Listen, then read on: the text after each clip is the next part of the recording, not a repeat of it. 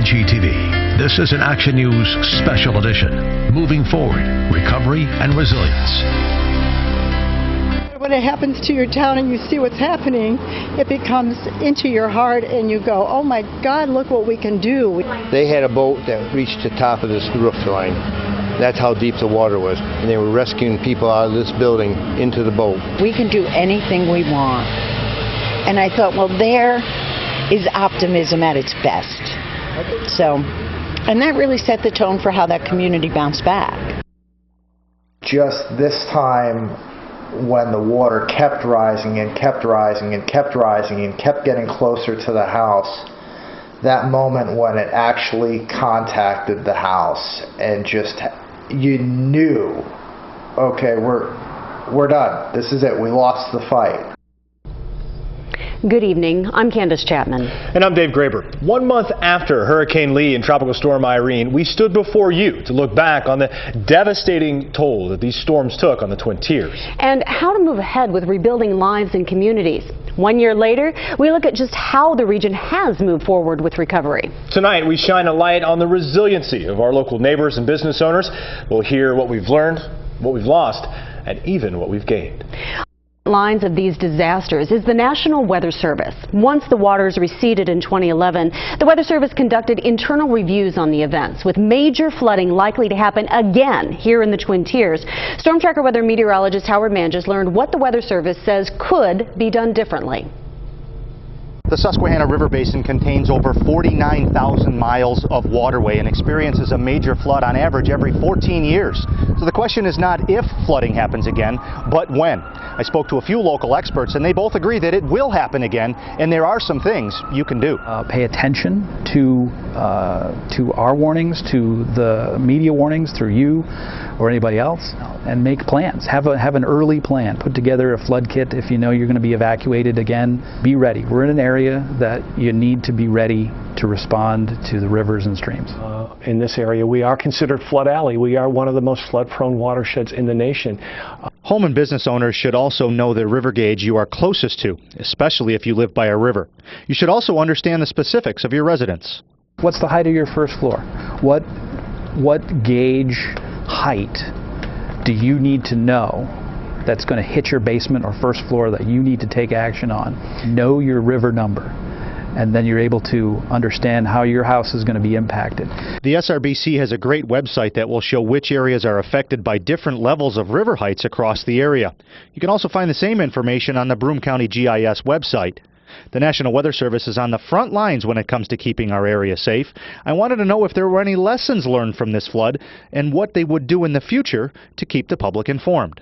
We need to focus on working even more closely than we had been with our USGS and Army Corps partners on understanding the limitations of some of their river gauges, because a lot of them turned off or were inundated, so then they ran out, and they caught us a little bit off guard. So what we're looking at now is making sure that we all know how the gauges operate. I also wanted to know if there were any positive. And one of those was to use the what's called our chat room, the NWS chat, and that gets all of the partners from the media to the USGS to the emergency management can all be in that one chat room exchanging information.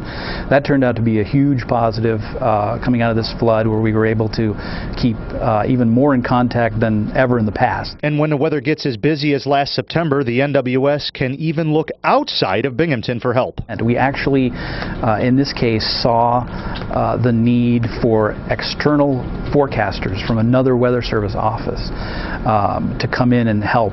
Communicating weather information to the public during severe weather is of utmost importance. In the case of flooding, passing the info to emergency managers so they can make the right decisions. I wondered how the NWS felt about their efforts and what would they change in the future. Right now, we feel pretty good about how we operate it's called Decision Support Services. Services that will continue to keep the area safe. Now, a big misconception with flooding has to do with the terms 100-year or 500-year flood. They can be misleading and potentially provide a false sense of security if not fully understood. Now, when threatening weather approaches, know what to do to keep your family safe. Experts remind the public not to get caught up in the terminology. You know, honestly, I don't use those terms. And I think it's very confusing for the general public personally. I think they think, oh, 1 in 100 chance we've gotten our one, we'll never see it again. Well, here are the probabilities within each year and independent of years past of reaching or exceeding different flood levels. There's a 10% probability of having a 10-year flood and a 1% probability of having a 100-year flood, while there is less than a 1% probability of having a 200-year or a 500-year flood. Now, Wbng in September of 2011 reached a 2 to 500-year flood stage. Greene, Vestal, and Waverly each experienced 100 to 200-year flood levels. And when a final publication is available from the USGS, we'll have them on Wbng.com. In the 24 hours of September 7th and 8th, our task was simple: disseminate at times life-saving information. But like any multi-layered system, there were gaps, making our ability to disseminate information only as good as the information we were provided. I never expected to see what I saw when I woke up in the mornings. Few in the region did, but as the waters rose and widespread devastation throughout the southern tier became a reality, there was plenty of water, and the lines of communication had gone dry. In the beginning, we had no power. We're not able to get information out to the county. Hours passed before communication among Tioga County and local officials was consistent. So it took a little bit of time to get acclimated and get going. Once we established communication with them, it was seamless. Seamless among officials, but many who needed the information. Residents were left in the dark. If you are in an evacuation area, evacuate. What we found is that as hard as we tried to get it out, it didn't seem to be getting it back to us, and we weren't getting as much coverage here as we thought we needed to get, and we were getting frustrated by that because we couldn't get the information out to the residents. Lee and Irene had made islands of entire neighborhoods, entire villages. The external communication, that's where I felt that we have the biggest need to correct. Perhaps because most main roads were open in those early hours of September 7th and 8th, Broome County officials say they fared better, despite reports from state and local officials that said otherwise.